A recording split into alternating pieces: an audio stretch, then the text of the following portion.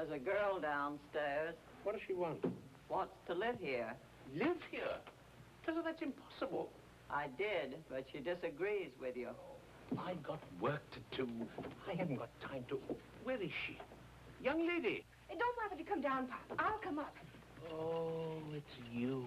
Why didn't you tell me I had room for Jason and me? But I haven't... You know, you're an old miser. I bet you sit around at night and count up every square foot of unused space. My dear Mrs. Peggy. If you were in the least bit observant, you've noticed there isn't any unused space. Downstairs, I have a kitchen, a dining room, and a living room. Upstairs, my bedroom and my study. And that leaves the attic, and that's what I'm talking about. The attic? But no one could possibly live there.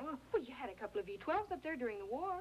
Oh, but that was an emergency. Well, what do you think this is? But they only stayed there for a week. And believe me, they didn't like it. No. Months later, they wrote with me, Iwo Jima, saying life there was terrible.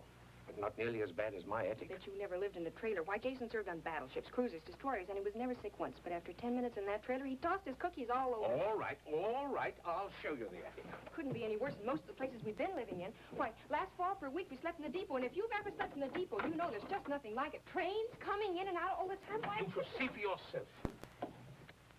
It's nothing but the inside of a dirty roof.